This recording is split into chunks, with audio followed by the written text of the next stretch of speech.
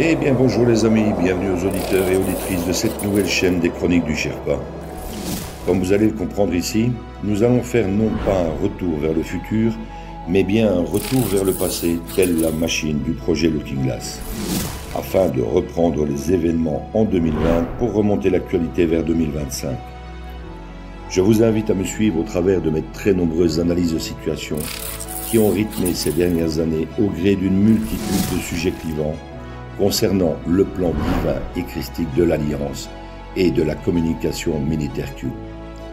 Du nouvel ordre mondial mort-né au nouveau monde et à l'âge d'or qui se profile à l'horizon, vous comprendrez un peu mieux ce plan militaire américain au travers de plus de 155 analyses écrites en temps réel et éditées en podcast par une très belle équipe d'âmes éveillées.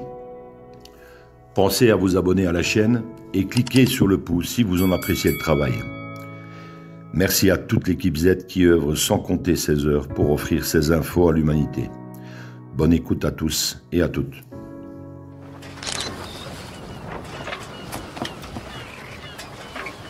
Where we go one, we go all.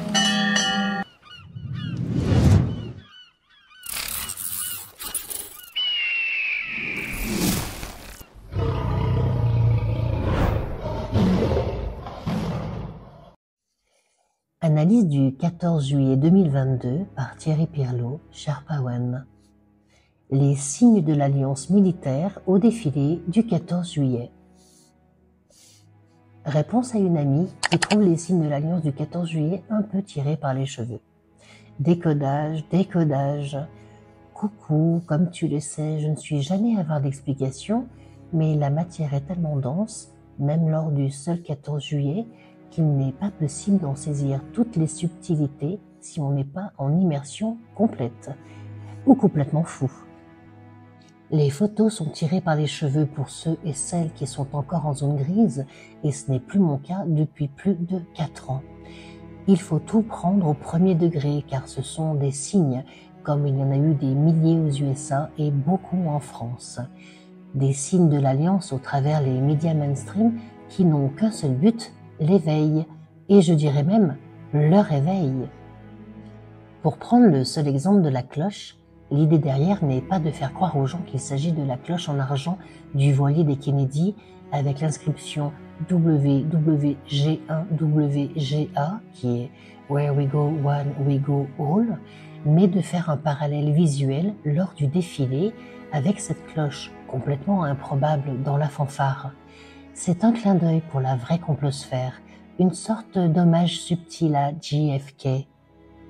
Et il est même possible que ce soit l'une des cloches de Notre-Dame qui a été détruite non pas par les mondialistes, mais par l'Alliance. La cathédrale était semble-t-il utilisée par les satanistes depuis très longtemps comme portail énergétique et tellurique pour l'entrée de leur entité démoniaque. Et oui, ça paraît incroyable, mais c'est probablement vrai. Et plus c'est gros, plus ça passe. J'ai longtemps cru le contraire et que c'était Macrotte qui avait ordonné sa mise à feu. C'est une destruction réalisée pour info grâce à de la nanothermite. C'est le seul produit capable d'enflammer des poutres vieilles de plus de 800 ans.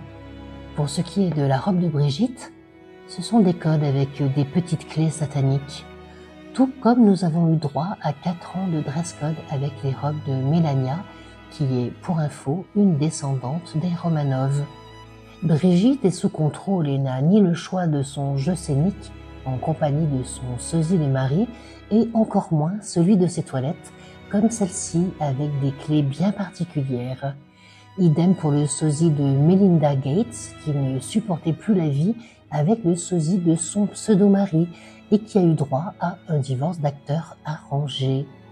Les deux troufions étant déjà trucidés depuis fin 2018, lors d'un lynchage en règle dans un petit village en Inde, après que leurs vaccinations mortifères ont laissé plusieurs dizaines de milliers de gosses sur le carreau.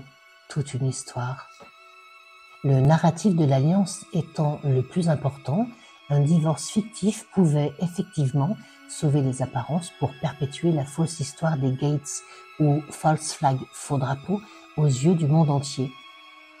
Je pourrais aussi te parler des deux sosies utilisés ce même 14 juillet, celui du matin pour la conférence à l'Élysée et l'autre pour le défilé, ou encore de la mise à l'honneur de la mascotte du 31e de Génie, un bouc noir qui rappelle Baphomet et qui, dans l'absolu, n'est rien d'autre qu'une mascotte militaire, mais qui n'a rien à foutre à la cérémonie du 14 juillet, hormis ouvrir les écoutilles de la populace. L'an dernier, nous avons eu droit à une chorale qui nous a dessiné devant la tribune un beau Punisher inversé. Le drapeau inversé est lui aussi un code militaire et n'est pas filmé à l'envers par hasard. Code Tango pour cible style, en l'occurrence l'Alliance pour les mondialistes, avec l'inversion des couleurs visuelles à la télé pour signifier que la France est désormais aux mains de l'ennemi, et comprendre ici celle de l'ami. En effet, l'Alliance gagne la partie sur le nouvel ordre mondial avec la restitution de la première constitution volée en 1976 par Giscard, qui en a changé les couleurs tout seul comme un grand. Certains drapeaux flottant à l'envers, tête en bas, peuvent désigner une base ou des bâtiments qui sont passés aux mains de l'ennemi. Ça peut être aussi un signe de détresse, voire de contestation ou de rébellion. Tu rajoutes à cela les moyens dantesques mis en œuvre par TF1 dès 7 h du matin, avec des journalistes en immersion dans les unités très spéciales pour mettre à l'honneur les militaires et leurs coûteuses démonstrations, dans l'espoir de sublimer l'esprit chevaleresque d'une armée française triomphante, le tout clôturé par un feu d'artifice hors norme. Tu comprends que certaines unités spéciales ont également participé dans le plus grand secret au nettoyage de la France de toute cette merde mondialiste durant l'année 2021, aidés en cela par les ricains lors de l'opération Mousquetaire de mars 2021, par un débarquement qui a eu lieu à Dunkerque, pile à l'endroit où les roast-beef se sont fait rejeter à la mer en 1941 lors de la plus grande débâcle anglaise. Faudrait l'inventer qu'on ne pourrait pas. L'Alliance a l'humour des vainqueurs et n'apprécie pas la City de Londres, ni l'ersatz de la reine d'Angleterre qui fait mine de la diriger. Malgré peut-être 35 à 40% d'éveillés du Covid, tous ces détails échappent encore à 98% des gens. Il est donc aisé de faire passer ces 2% pour des illuminés. Ce sont justement ces 2% qui suivent Q et qui se revendiquent soldats numériques. Il est normal de douter car le temps nécessaire à comprendre tout ce bordel n'est pas à la portée de tous et toutes, surtout après une journée de 8 heures d'esclavage dans les pattes. Les mondialistes et l'Alliance en sont très conscients. Je pense qu'il n'y en a plus pour très longtemps car on sent une accélération du narratif ces derniers mois et qui deviendra exponentielle tôt ou tard vu que le temps n'existe pas. Le grand réveil est en route, même en France, et il ne s'arrêtera plus. Where we go one, we go all. Où nous allons un, nous allons tous.